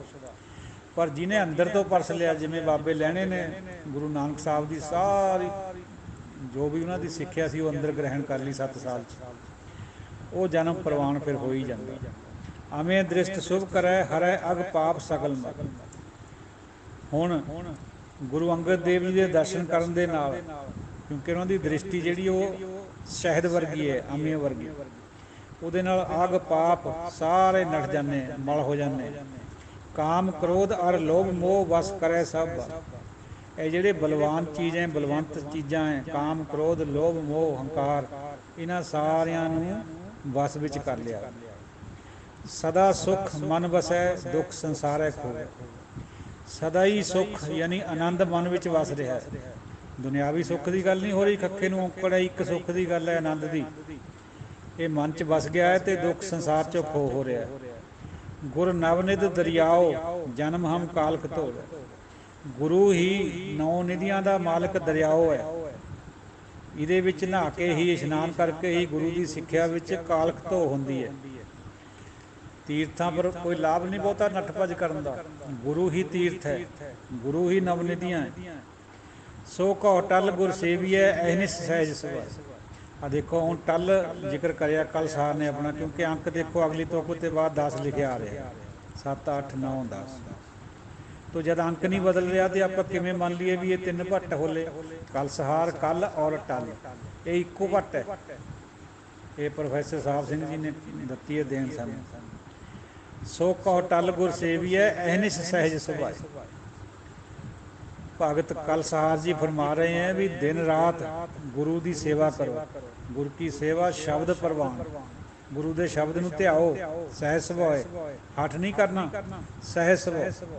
ਦਰਸ਼ਨ ਪਰਸੇ ਗੁਰੂ ਕੈ ਜਨਮ ਮਰਨ ਦੁੱਖ ਜਾਏ। ਗੁਰੂ ਦੇ ਦਰਸ਼ਨ ਪਰਸਣ ਦੇ ਨਾਲ, ਦਰਸ਼ਨਾਂ ਨੂੰ ਅੰਦਰ ਵਸਾਉਣ ਦੇ ਨਾਲ, ਗੁਰੂ ਦੇ ਸ਼ਬਦ ਨੂੰ ਮੰਨਣ ਦੇ ਨਾਲ ਜਨਮ ਮਰਨ ਦਾ ਦੁੱਖ ਕੱਟਿਆ ਜਾਂਦਾ। ਸਾਧ ਸੰਗਤ ਜੀਓ, ਵਿਚਾਰ ਤਾਂ ਅਸੀਂ ਇੱਥੇ ਸਮਾਪਤੀ ਹੈ। ਥੋੜ੍ਹੀ ਜਿਹੀ ਵਿਚਾਰ ਭੱਟਾਂ ਦੇ ਬਾਰੇ 'ਚ ਹੋਰ ਕਰੀਏ। ਭੱਟ ਸਰਸਵਤੀ ਦਰਿਆ ਦੇ ਕੰਢੇ ਜਿਹੜਾ ਹੁਣ ਅਲੋਪ ਹੋ ਚੁੱਕਿਆ ਹੈ ਹਰਿਆਣੇ ਦੇ ਵਿੱਚ, ਉਹਦੇ ਇਰਦ ਗਿਰਦ ਰਹਿੰਦੇ ਸੀ ਵਿਦਵਾਨ ਪੰਡਤਾਂ ਵਿੱਚੋਂ ਹੀ ਹੁੰਦੇ ਆ ਜਿਹੜੇ ਭੱਟ ਵੀ ਹੁੰਦੇ। ਇਹ ਆਮ ਤੌਰ 'ਤੇ ਭੱਟ ਕਵਿਤਾ ਵਗੈਰਾ ਕਰਦੇ ਆ, ਰਾਜਿਆਂ ਦੇ ਦਰਬਾਰਾਂ 'ਚ ਵੀ, ਅਤੇ ਵਿਦਵਾਨ ਸੱਜਣ ਹੁੰਦੇ ਆ। ਇਹ ਤੁਰਦੇ ਫਿਰਦੇ ਗੁਰੂ ਪਾਤਸ਼ਾਹ ਤੀਜੇ ਕੋਲ ਆਏ ਸੀ ਪਹਿਲਾਂ। ਸਾਰੇ ਉਹਨਾਂ ਨੇ ਦੱਸਿਆ ਆਪ ਵੀ ਅਸੀਂ ਸੰਤ ਬਥੇਰੇ ਦੇਖੇ, ਮੂੰਹ 'ਤੇ ਮਿੱਠੇ ਦੀਆਂ ਗੱਲਾਂ ਕਰਨ ਵਾਲੇ ਵੀ ਦੇਖੇ, ਪਰ ਰਹਿਤ ਕੋ ਖੁਸ਼ੀ ਨਾ ਆਈ। ਉਹਨਾਂ ਦੀ ਜਿਹੜੀ ਜਿਉਣ ਦਾ ਢੰਗ ਸੀ ਨਾ, ਉਹ ਨਹੀਂ ਸੀ ਠੀਕ, ਗੱਲਾਂ ਬਾਤਾਂ ਹੀ ਕਰਨ ਵਾਲੇ ਸੀ ਸਾਰੇ। ਉਹ ਤਾਂ ਫਿਰ ਗੁਰੂ ਮਹਾਰਾਜ ਦੇ ਚਰਨਾਂ ਵਿੱਚ ਆ ਕੇ ਟਿਕ ਗਏ, ਸਾਰਾ ਉੱਥੋਂ ਨਿਸ਼ਾ ਹੋ ਗਈ। ਫਿਰ ਗੁਰੂ ਸਾਹਿਬ ਨੇ ਉਹਨਾਂ ਦੀ ਬਾਣੀ ਵੀ ਸ਼ਾਮਲ ਕਰਤੀ ਪੰਜਵੇਂ ਪਾਤਸ਼ਾਹ ਨੇ। ਦੇਖੋ ਕਿਹੜੇ ਕਿਹੜੇ 11 ਭੱਟ ਹੈ ਸਾਧ ਸੰਗਤ ਜੀ, ਨੋਟ ਕਰ ਲਿਓ ਬੇਸ਼ੱਕ ਜੇ ਕਿਸੇ ਨੇ ਕਰਨੇ। ਕਲ, ਕਲਸਹਾਰ, ਟਲ, ਇਹ ਤਿੰਨੇ ਇੱਕੋ ਚੀਜ਼ ਹੈ, ਇੱਕੋ ਹੀ ਨਾਂ ਹੈ। ਇਹਨਾਂ ਨੂੰ ਇੱਕ ਮੰਨ ਲਓ, ਕਲਸਹਾਰ ਕਹਿ ਲਓ। ਇਹ ਸਭ ਤੋਂ ਸ਼੍ਰੋਮਣੀ ਭੱਟ ਕਲਸਹਾਰੇ ਹੈ। ਇਹ ਸਾਰੇ ਗੁਰੂ ਸਾਹਿਬਾਨ ਦੀ ਸੇਵਾ ਦੇ ਵਿੱਚ ਸਵਈਏ ਰਚੇ ਇਹਨਾਂ ਨੇ। ਹੋਰਾਂ ਨੇ ਕਿਸੇ ਨੇ ਇੱਕ ਗੁਰੂ ਸਾਹਿਬ ਦੇ, ਕਿਸੇ ਨੇ ਦੋ ਦੇ, ਇਸ ਤਰ੍ਹਾਂ ਰਚੇ। ਇਹਨਾਂ ਨੇ ਸਾਰਿਆਂ ਦੇ ਰਚੇ, ਸਭ ਤੋਂ ਵੱਧ ਵੀ ਸਵਈਏ ਇਹਨਾਂ ਦੇ। ਦੂਜਾ ਹੈਗਾ ਜਾਲਪ ਜਾਂ ਜਲ, ਇਹ ਇੱਕੋ ਚੀਜ਼ ਹੈ, ਦੋ ਨਹੀਂ ਹੈ। ਇਹ ਦੋ ਗਿਣੇ ਜਾਂਦੇ, 17 ਤਦ ਕਰੇ ਹੋਏ ਨੇ। ਦੇਖਿਓ ਜਾ ਕੇ, ਅੰਕ ਨਹੀਂ ਬਦਲਦਾ। 1394 ਪੰਨਾ ਜਦੋਂ ਆਊਗਾ ਉਦੋਂ ਵਿਚਾਰ ਕਰ ਦਾਂਗੇ। ਇੱਕ ਤੋਂ ਜਾਲਪ ਲਿਖਿਆ, ਇੱਕ ਤੋਂ ਜਲ ਲਿਖਿਆ, ਅੰਕ ਬਦਲ ਨਹੀਂ ਰਿਹਾ, ਸਵਈਏ ਇੱਕੋ ਪੁਰਸ਼ ਦੇ। ਅਗਲਾ ਹੈ ਕੀਰਤ।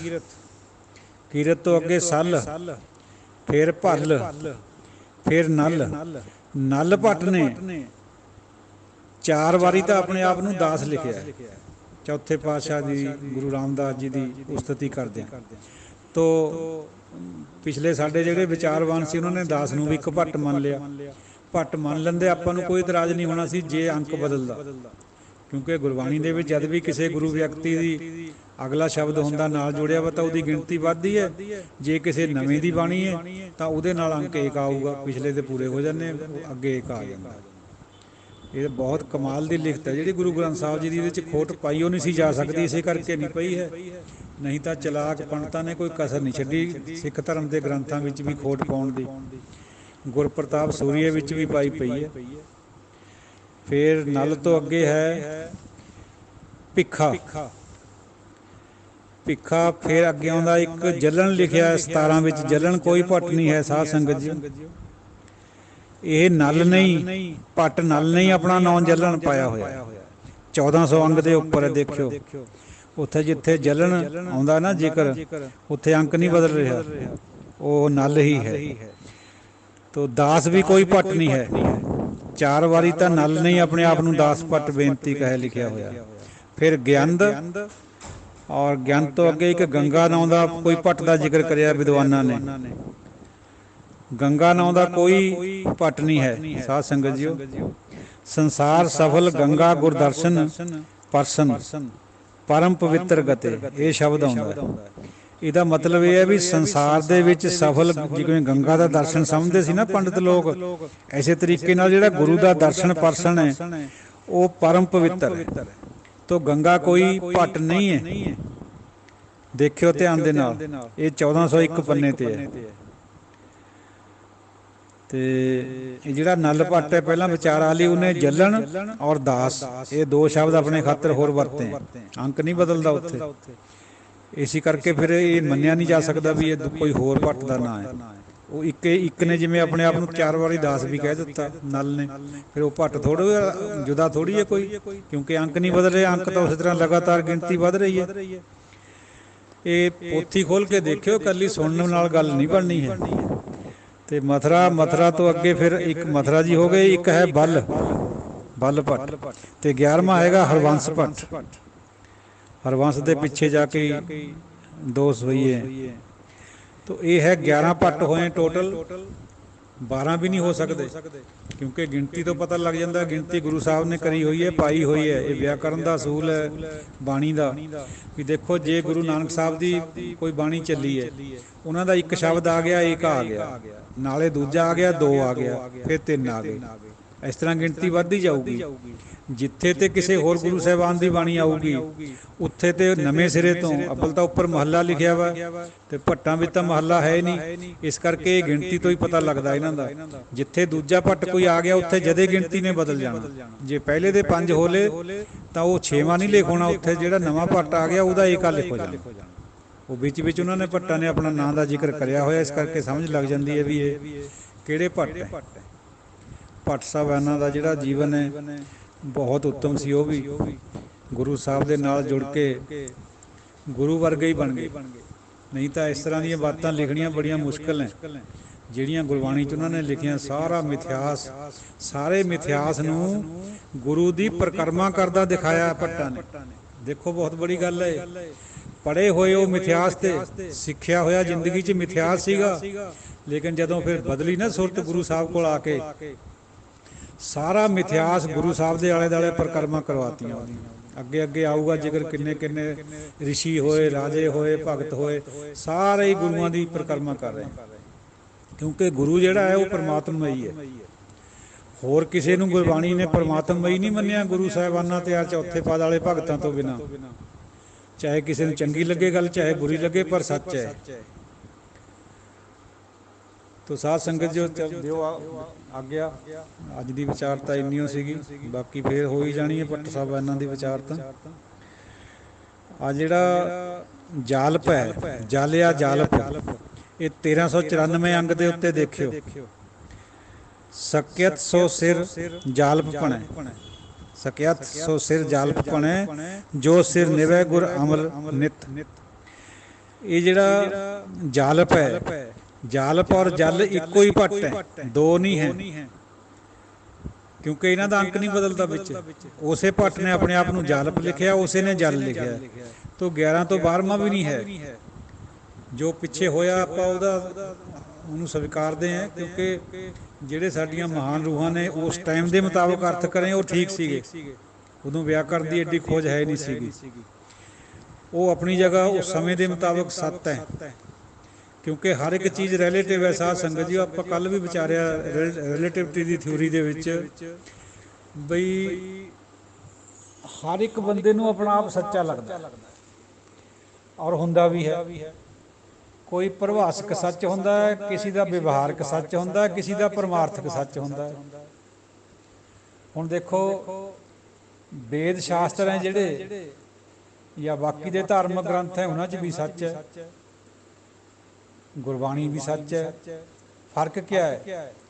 ਵੇਦ ਸ਼ਾਸਤਰ ਜਿਹੜੇ ਹੈ, ਧਾਰਮਿਕ ਗ੍ਰੰਥ ਹੈ, ਉਹ ਸਾਨੂੰ ਅਧਿਆਤਮ ਦੀ ਸਿੱਖਿਆ ਦਿੰਦੇ ਹੈ, ਸਤੋਗੁਣੀ ਹੋਣ ਦੇ ਉਹਨਾਂ ਕੋਲ ਗੱਲ ਹੈਗੀ ਵੀ ਕਿਵੇਂ ਬੰਦੇ ਨੇ ਆਪਣੇ ਆਪ ਨੂੰ ਮੋਰਲੀ ਉੱਚਾ ਚੱਕਣਾ ਹੈ ਔਰ ਸੰਸਾਰ ਨਾਲੋਂ ਉੱਚਾ ਬਣਨਾ, ਮੋਰਲ ਇਖਲਾਕ ਕਿਵੇਂ ਉੱਚਾ ਕਰਨਾ।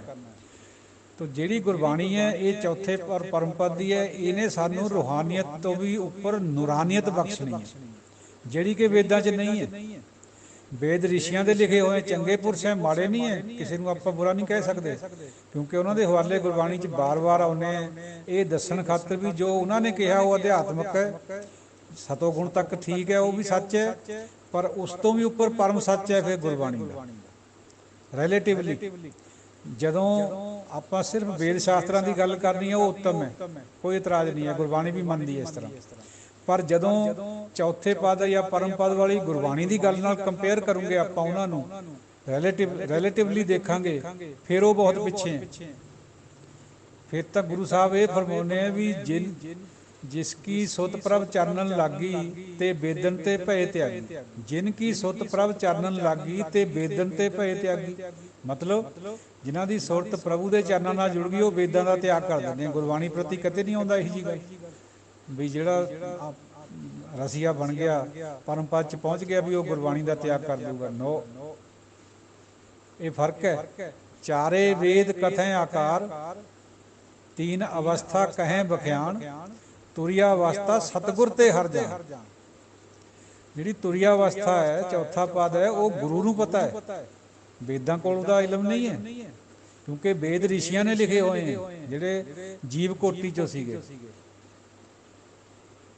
ਸੋ ਇਹ ਸਮਝਣ ਵਾਲੀ ਬਾਤ ਹੈ ਸਾਧ ਸੰਗਤ ਜੀ। ਆਪਾਂ ਸਭ ਨੂੰ ਸਵੀਕਾਰ ਕਰਨਾ ਹੈ, ਪਰ ਉਹਦਾ ਦਰਜਾ ਦੇਖਣਾ ਵੀ ਇਹ ਦਰਜਾ ਕਿੱਥੇ। ਆਪਾਂ ਨੂੰ ਅਵਤਾਰਾਂ ਦਾ ਵੀ ਸਤਿਕਾਰ ਕਰਦੇ ਹਾਂ, ਸਾਰਾ ਸਿੱਖ ਜਗਤ ਵੀ ਕਰਦਾ, ਕਰਨਾ ਵੀ ਚਾਹੀਦਾ, ਇੱਕ ਦੂਜੇ ਫਿਰਕੇ ਦੇ ਉਹ ਰਹਿਬਰ ਹੈ। ਲੇਕਿਨ ਜਦ ਕੰਪੈਰੇਟਿਵ ਸਟੱਡੀ ਆਊਗੀ ਗੁਰੂ ਸਾਹਿਬਾਨਾਂ ਦੇ ਨਾਲ, ਫਿਰ ਜੋ ਗੁਰੂ ਸਾਹਿਬ ਕਹਿੰਦੇ ਆਪਾਂ ਨੇ ਉਹ ਗੱਲ ਉੱਪਰ ਰੱਖਣਾ। ਉਹ ਕਈ ਵਾਰ ਹੋਲੀ ਸੰਗਤ ਦੇ ਵਿੱਚ ਵਾਰ-ਵਾਰ ਨਾ ਕਰੀ ਜਾਵੇ। ਇਸ ਕਰਕੇ ਗੁਰੂ ਦਾ ਰੁਤਬਾ ਜਿਹੜਾ ਦਰਜਾ ਹੈ ਉਹ ਬਹੁਤ ਉੱਚਾ ਹੈ, ਰੱਬ ਵਰਗਾ ਹੈ, ਪਰਮਾਤਮਈ ਹੈ, ਹੋਰ ਕਿਸੇ ਦਾ ਇਹ ਦਰਜਾ ਨਹੀਂ ਹੈ। ਕਿਉਂਕਿ ਗੁਰੂ ਨੇ ਆਪਣੇ ਅੰਦਰੋਂ ਕਾਮ, ਕ੍ਰੋਧ, ਲੋਭ, ਮੋਹ ਨੂੰ, ਹੰਕਾਰ ਨੂੰ ਖਤਮ ਕਰਕੇ ਪਰਮਾਤਮਾ ਦੇ ਨਾਲ ਲਿਵ ਲਾਈ ਵੀ ਹੁੰਦੀ ਹੈ। ਉਸ ਅਵਸਥਾ 'ਚੋਂ, ਉਸ ਧੁਰ ਵਿੱਚੋਂ ਨਿਕਲਦੀ ਹੈ ਬਾਣੀ। ਹੋਰ ਦੇ ਹਿੱਸੇ 'ਚ ਇਹ ਕੁਝ ਨਹੀਂ ਆਇਆ, ਭਾਵੇਂ ਕਿ ਆਪਣੀ ਜਗ੍ਹਾ ਸਭ ਠੀਕ ਹੈ, ਸਤਿਕਾਰਤ ਹੈ ਸਾਰੇ, ਪਰ ਕੰਪੈਰੇਟਿਵ ਸਟੱਡੀ ਜਿਹੜੀ ਗੁਰੂ ਸਾਹਿਬਾਨਾਂ ਨੇ ਸਾਨੂੰ ਬਖਸ਼ਿਸ਼ ਕਰੀ ਹੈ, ਪ੍ਰਦਾਨ ਕਰੀ ਹੈ, ਉਹਦੇ ਵਿੱਚ ਇਹ ਗੱਲ ਆਏਗੀ। ਫਿਰ ਉਹਦੇ 'ਚ ਇਹ ਗੱਲ ਆਊਗੀ ਵੀ ਜਿਹਨੇ ਸੰਗਤੇ ਨਹੀਂ ਕਰੀ ਸਾਰੀ ਉਮਰ, ਗੁਰਮੁਖਾਂ ਦਾ ਮਿਲਾਪ ਨਹੀਂ ਹੋਇਆ, ਉਹਨਾਂ ਦੀ ਅਹਿਮੀਅਤ ਗੁਰੂ ਦੇ ਬਰਾਬਰ ਕਿਵੇਂ ਹੋ ਸਕਦੀ ਹੈ ਭਾਈ? ਪਹਿਲਾਂ ਵਿਚਾਰਾਂ ਹੋ ਲਈਆਂ ਆਪਣੀਆਂ ਇਹ ਜਿਹੀਆਂ। ਇਸ ਕਰਕੇ ਸਾਧ ਸੰਗਤ ਜੀਓ, ਸਤਿਕਾਰ ਸਭ ਨੂੰ ਦਿਓ, ਦੇਵੀ ਦੇਵਤਿਆਂ ਨੂੰ ਵੀ ਦਿਓ, ਲੇਕਿਨ ਪੂਜੋ ਕੇਵਲ ਅਕਾਲ ਨੂੰ, ਇੱਕ ਨੂੰ, ਵਨਨੈਸ ਓਨਲੀ, ਦੂਜਾ ਨਹੀਂ ਕੋਈ ਵੀ। ਸਾਰੀ ਬਾਣੀ ਦੀ ਕੋਈ ਪੰਕਤੀ ਚੱਕ ਲਓ, ਇੱਕ ਦੀ ਉਹ ਗੱਲ ਕਰਦੀ ਨਜ਼ਰ ਆਉਂਦੀ ਹੈ। ਇੱਕ ਬਿਨ ਦੁੱਗਣ ਜੋ ਤੌਰ ਹੈ, ਇਹਦਾ ਵੀ ਮਤਲਬ ਇਹੀ ਆਉਣਾ, ਭੱਟਾਂ ਦੇ ਸਵਈਆਂ 'ਚ ਅੱਗੇ ਆਉਂਦਾ, ਜਿਹੜੇ ਨੇ ਇੱਕ ਨੂੰ ਬਿਨ ਲਿਆ ਉਹਦੀ ਜਿਹੜੀ ਡੁਐਲਿਟੀ ਦੁੱਗਣ ਹੈ ਉਹ ਖਤਮ ਹੋ ਜਾਂਦੀ ਹੈ। ਤੈਂ ਪੜ੍ਹਿਓ ਇੱਕ ਮਨ ਧਰਿਓ, ਇੱਕ ਕਰ ਇੱਕ ਵਖਾਣੋ। ਤੈਂ ਪੜ੍ਹਿਆ ਵੀ ਇੱਕ ਹੈ, ਮਨ ਵਿੱਚ ਵੀ ਇੱਕੋ ਧਰਿਆ, ਇੱਕ ਦਾ ਹੀ ਵਿਖਿਆਨ ਕਰਦਾ। ਤਾਂ ਦੂਜੀ ਗੱਲ ਕਿੱਥੇ ਤੇ ਆ ਗਈ ਗੁਰਬਾਣੀ 'ਚ? ਫਿਰ ਹੋਰ ਨਹੀਂ ਆਉਣੀ ਚਾਹੀਦੀ। ਸਾਡੀ ਆਤਮਾ ਨੂੰ ਗੁਰੂ ਸਾਹਿਬ ਉੱਚਾ ਚੱਕਣ, ਗੁਰਬਾਣੀ ਦੇ ਰਾਹੀਂ ਸ਼ਬਦ ਸਾਨੂੰ ਉੱਚਾ ਚੱਕੇ, ਸਾਨੂੰ ਸਮਝ ਆਵੇ ਵੀ ਗੁਰੂ ਸਾਹਿਬ ਸਾਨੂੰ ਸਮਝਾਉਂਦੇ ਕਿਆ ਹੈ, ਜਿਹੜਾ ਉਹਨਾਂ ਨੇ ਆਪ ਕਰਕੇ ਦਿਖਾਇਆ। ਪਰ ਇਹ ਗੱਲ ਨਾਲ ਹੈਗੀ ਹੈ ਵੀ ਸਮਾਜ ਦੇ ਵਿੱਚ ਪਹਿਲਾਂ ਕਾਫੀ ਵਿਰੋਧ ਹੁੰਦਾ, ਗੁਰੂ ਸਾਹਿਬਾਨਾਂ ਦਾ ਵੀ ਹੋਇਆ। ਗੁਰੂ ਸਾਹਿਬ ਨੇ ਕਿਹੜੇ ਕਿਸੇ ਦੀਆਂ ਕੋਈ ਨੁਕਸਾਨ ਪਹੁੰਚਾਇਆ ਸੀਗਾ? ਉਹਨੂੰ ਤਵੀ ਪਰ ਕਿਉਂ ਬਿਠਾਇਆ ਗਿਆ? ਉਹਨਾਂ ਨੂੰ ਚਾਂਦਨੀ ਚੌਕ ਦੇ ਸਾਕਾ ਕਿਉਂ ਵਰਤਾਇਆ ਗਿਆ? ਰੱਬੀ ਰੂਹਾਂ ਨੂੰ। ਇਹ ਸੰਸਾਰ ਹੈ ਜਿਹੜਾ, ਇਹ ਵੀ ਉਹਦੇ ਹੁਕਮ ਵਿੱਚ ਹੈ। ਇਹਨਾਂ ਨੇ ਆਪਣੀ ਚਾਲ ਚੱਲਣਾ ਹੈ। ਰਾਜੇ ਚੱਲਦੇ ਹੀ ਇਸ ਤਰ੍ਹਾਂ ਹੁੰਦੇ। ਮੈਨੂੰ ਮਾਫ ਕਰਿਓ, ਜੇ ਕੋਈ ਸਾਡੇ ਚੋਂ ਵੀ ਰਾਜਾ ਬਣ ਜਾ ਉਹ ਵੀ ਇੱਕ ਨੇ ਕਰੂਗਾ। ਰਾਜ ਚੱਲਦਾ ਹੀ ਇਸ ਤਰ੍ਹਾਂ, ਇਹ ਵੀ ਉਹਦਾ ਹੁਕਮ ਹੈ, ਸਖਤਾਈ ਨਾਲੇ ਚੱਲਦਾ ਹੈ। ਪਰ ਜਿੱਤੂਗਾ ਅਖੀਰ ਨੂੰ, ਅੰਤ ਵਿੱਚ ਫੇਰ ਰੱਬ ਦਾ ਨਾਮ। ਔਰੰਗਜ਼ੇਬ ਨੇ ਜ਼ੁਲਮ ਕਰਕੇ ਦੇਖੇ, ਕਿੱਥੇ ਗਿਆ? ਸਮਾਧ ਦੇ ਉੱਤੇ ਜਿਹੜਾ ਉਹਦਾ ਮਜੌਰ ਹੈ, ਉਹ ਦੀਵੇ ਖਾਤਰ, ਤੇਲ ਬਾਲਣ ਖਾਤਰ 1-1 ਰੁਪਈਆ ਮੰਗਦਾ। ਜਿਹੜੇ ਉੱਥੇ ਜਾਂਦੇ ਕੋਈ ਚਲੇ ਜਾਂਦਾ। ਮਸਕੀਨ ਜੀ ਨੇ ਦੱਸਿਆ ਸੀ ਵੀ ਮੇਰੇ ਤੋਂ ਵੀ ਰੁਪਈਆ ਮੰਗਿਆ ਉਹਨੇ। ਜਿਨ੍ਹਾਂ ਦੇ ਨਾਲ ਜ਼ੁਲਮ ਕਰਿਆ ਸੀ ਉਹਨੇ, ਉਹਨਾਂ ਸਾਹਿਬਜ਼ਾਦਿਆਂ ਦੇ ਯਾਦ ਦੇ ਵਿੱਚ ਰੋਜ਼ ਮੇਲੇ ਲੱਗਦੇ ਆ, ਰੋਜ਼ ਹਜ਼ਾਰਾਂ ਹੀ ਵਿਅਕਤੀ ਉੱਥੇ ਜਾ ਕੇ ਨਤਮਸਤਕ ਹੁੰਦੇ। ਜਦ ਸਭਾ ਭਰਦੀ ਹੈ, ਜੋੜ ਮੇਲਾ ਆਉਂਦਾ, ਉਦੋਂ ਤਾਂ ਅੰਤ ਹੀ ਨਹੀਂ ਹੁੰਦਾ। ਉੱਥੇ ਜਾਣਾ ਵੀ ਬੜਾ ਮੁਸ਼ਕਿਲ ਹੋ ਜਾਂਦਾ, ਇੰਨਾ ਇਕੱਠ ਹੁੰਦਾ। ਤੋ ਸਾਧ ਸੰਗਤ ਜੀ, ਉਹ ਜਿੱਤ ਤਾਂ ਅੰਤ ਨੂੰ, ਫਤਿਹ ਜਿਹੜੀ ਹੋਣੀ ਹੈ ਉਹ ਤਾਂ ਸੱਚ ਦੀ ਉਹ ਹੋਣੀ ਹੈ, ਝੂਠ ਦੀ ਕਦੇ ਨਹੀਂ ਹੋਣੀ। ਪਰ ਘੜੀ ਦੀ ਘੜੀ ਸੂਰਜ ਬੱਦਲਾਂ ਦੇ ਉਹਲੇ ਜ਼ਰੂਰ ਆ ਜਾਂਦਾ, ਇਹ ਵੀ ਉਹਦਾ ਹੁਕਮ ਹੁੰਦਾ। ਉਸ ਸੂਰਜ ਨੂੰ ਚਮਕਾਉਣ ਖਾਤਰ, ਸੂਰਜ ਦੀ ਵਡਿਆਈ ਹੋਰ ਵੱਧ ਕਰਾਉਣ ਖਾਤਰ ਬੱਦਲਾਂ ਦੇ ਪਿੱਛੇ ਕਰ ਦਿੰਦਾ ਉਹਨੂੰ। ਤੋ ਜੇ ਗੁਰੂ ਸਾਹਿਬਾਨਾਂ ਨਾਲ ਉਹਨੇ ਜ਼ੁਲਮ ਕਰੇ ਹੈ ਤਾਂ ਅੱਜ ਉਹ ਚਮਕ ਰਹੇ ਹੈ ਗੁਰੂ ਸਾਹਿਬਾਨ। ਉਹ ਕਿੱਥੇ ਆਪ? ਕਿੱਥੇ ਅਕਬਰ? ਕਿੱਥੇ ਔਰੰਗਜ਼ੇਬ? ਸ਼ਾਹਜਹਾਨ ਕਿੱਥੇ ਹੈ? ਜਹਾਂਗੀਰ ਕਿੱਥੇ ਹੈ? ਕੋਈ ਨੈਗੇਟਿਵ ਸੈਂਸ ਵੀ ਤਾਂ ਯਾਦ ਕਰ ਲੂਗਾ, ਵੈਸੇ ਕੋਈ ਨਹੀਂ ਕਰਦਾ। ਜਿਵੇਂ ਗੁਰੂ ਸਾਹਿਬਾਨਾਂ ਸਾਹਿਬਜ਼ਾਦਿਆਂ ਪ੍ਰਤੀ ਪ੍ਰੀਤ ਹੈ ਆਪਣੀ, ਸਿੱਖ ਜਗਤ ਦੀ, ਬਾਕੀਆਂ ਦੀ ਵੀ, ਇੱਕਣ ਤਾਂ ਕਿਸੇ ਰਾਜੇ ਪ੍ਰਤੀ ਤਾਂ ਹੋ ਹੀ ਨਹੀਂ ਸਕਦੀ। ਰਾਜਾ ਦੁਨਿਆਵੀ, ਇੱਧਰ ਰੂਹਾਨੀਅਤ, ਨੂਰਾਨੀਅਤ। ਸੋ ਇਸ ਕਰਕੇ ਸਾਧ ਸੰਗਤ ਜੀਓ, ਗੁਰਬਾਣੀ ਨੂੰ ਉਸੇ ਲਹਿਜੇ 'ਚ ਲਈਏ ਜਿਸ ਭਾਵਨਾ ਦੇ ਨਾਲ ਇਹ ਲਿਖੀ ਗਈ ਹੈ। ਗੁਰੂ ਸਾਹਿਬ ਨੇ ਸਾਨੂੰ ਏਕੇ ਨਾਲ ਜੋੜਿਆ, ਦੂਜੇ 'ਚੋਂ ਕੱਢਿਆ ਬਾਹਰ। ਜੇ ਅਸੀਂ ਇਹੀ ਗੱਲ ਨਹੀਂ ਪਕੜ ਸਕਦੇ, ਪਹਿਲੀ ਸਭ ਤੋਂ ਮੂਹਰੇ ਏਕਾ ਲੱਗਿਆ ਜਪਜੀ ਸਾਹਿਬ ਦੇ, ਜੇ ਅਸੀਂ ਏਕਾ ਹੀ ਨਹੀਂ ਪਕੜ ਸਕਦੇ ਫਿਰ ਸਾਡੀ ਤਾਂ ਸ਼ਰਮਸਾਰ ਹੈ ਸਿੱਖੀ। 1430 ਅੰਗ ਹੈ, ਹਰ ਇੱਕ ਪੰਨਾ, ਹਰ ਇੱਕ ਅੰਗ ਨੂੰ ਖੋਲ ਕੇ ਦੇਖ ਲਓ, ਹਰ ਇੱਕ ਤੁਕ ਦੇ ਵਿੱਚ, ਹਰ ਇੱਕ ਸਤਰ ਦੇ ਵਿੱਚ ਕਿਤੇ ਨਾ ਕਿਤੇ ਏਕੇ ਦੀ ਗੱਲ ਆਉਂਦੀ ਹੈ। ਘੁੰਮਾ ਫਰਾ ਕੇ ਫਿਰ ਹਉਮੈ ਛੱਡਣ ਦੀ ਆਉਂਦੀ ਹੈ, ਏਕੇ ਨੂੰ ਪਕੜਨ ਦੀ ਗੱਲ ਆਉਂਦੀ ਹੈ। ਜੇ ਇਹ ਸਾਨੂੰ ਮਹਾਰਾਜ ਕਿਰਪਾ ਕਰ ਦੇਵੇ ਫਿਰ ਸਾਡੀ ਜ਼ਿੰਦਗੀ ਵੀ ਸਫਲ ਹੋ ਸਕਦੀ। ਪ੍ਰਹਿਲਾਦ ਭਗਤ, ਬਾਪ ਨੇ ਤੰਗ ਕਰਿਆ, ਬਾਪ ਦੁਨਿਆਵੀ ਸੀਗਾ, ਆਪਣੇ ਆਪ ਨੂੰ ਰੱਬ ਕਹਾਉਂਦਾ ਸੀਗਾ, ਉਹਨੇ ਨਹੀਂ ਕਿਹਾ। ਉਹ ਤਾਂ ਕਹਿੰਦਾ ਵੀ ਮੈਂ ਤਾਂ ਇੱਕੇ ਦੇਖਦਾ, ਇੱਕ ਨੂੰ ਮੈਂ ਪੜ੍ਹਦਾ, ਇੱਕੇ ਸੁਣਦਾ, ਮੈਨੂੰ ਨਹੀਂ ਦੂਜੇ ਦਾ ਪਤਾ ਕਿਸੇ ਦਾ। ਹੋਰ ਪਾਂਦੇ ਨੂੰ ਵੀ ਕਹਿ ਦਿੱਤਾ ਉਹਨੇ। ਵੀ ਮੈਂ ਨਹੀਂ ਕਹਿਣਾ ਹੋਰ ਕਿਸੇ ਨੂੰ, ਮੈਂ ਤਾਂ ਇੱਕ ਨੂੰ ਹੀ ਜਾਣਦਾ ਬਸ। ਇਸੇ ਕਰਕੇ ਯਾਤਨਾਵਾਂ ਸਹੀਆਂ, ਪਰਮਾਤਮਾ ਨੂੰ ਆਉਣਾ ਪਿਆ, ਉਹਦਾ ਖਿਆਲ ਛਡਾਉਣਾ ਪਿਆ। ਇਹ ਮਿਥਿਆਸ ਹੈ ਆਪਣੇ ਕੋਲ। ਉਹ ਮਿਥਿਆਸ ਦੀ ਸਾਖੀ ਇਸੇ ਕਰਕੇ ਹੈ ਵੀ ਨਾਮ ਦੇ ਵੀ ਬਰਕਤ ਹੈ, ਨਾਮ ਦੇ ਨਾਲ ਜੁੜ ਜਾਓ, ਨਾਮ ਤੋਂ ਬਿਨਾਂ ਬਾਕੀ ਕੁਛ ਵੀ ਨਹੀਂ ਹੈ, ਸਭ ਕੁਛ ਅਧੂਰਾ ਹੈ। ਨਾਮ ਹੀ ਨਾਮ ਹੈ ਜੋ ਕੁਛ ਹੈ। ਪੁੰਨ ਦਾਨ ਜਪ ਤਪ ਜੇਤੇ ਸਭ ਉੱਪਰ ਨਾਮ, ਨਾਨਕ ਕੈ ਘਰ ਕੇਵਲ ਨਾਮ। ਇਹ ਹੈ ਜਿਹੜੀ ਸਿੱਖਿਆ ਹੈ ਗੁਰਬਾਣੀ ਦੀ, ਗੁਰੂਆਂ ਦੀ, ਜਿਹਨੂੰ ਚੱਲ ਕੇ ਵੀ ਦਿਖਾਇਆ ਉਹਨਾਂ ਨੇ। ਇਹਦੇ ਉੱਪਰ ਆਏ ਨਹੀਂ ਵੀ ਸਿਰਫ ਕਿਹਾ ਹੀ ਹੈ, ਆਪ ਖੁਦ ਚੱਲ ਕੇ ਦਿਖਾਇਆ। ਦੁਨੀਆਦਾਰੀ ਦੇ ਵਿੱਚ ਰਹਿੰਦੇ ਹੋਏ ਜਲ ਪਦਮ ਵਿਚਾਰ, ਜਿਵੇਂ ਜਲ ਦੇ ਵਿੱਚ ਪਦਮ ਹੁੰਦਾ ਹੈ, ਕਮਲ ਹੁੰਦਾ ਹੈ, ਚਿੱਕੜ ਦੇ ਵਿੱਚ ਸਾਰੇ ਸ਼ਹਿਰ ਦੀ ਗੰਦਗੀ ਜਿੱਥੇ ਗਿਰਦੀ ਉੱਥੇ ਕਮਲ ਹੁੰਦਾ ਹੈ।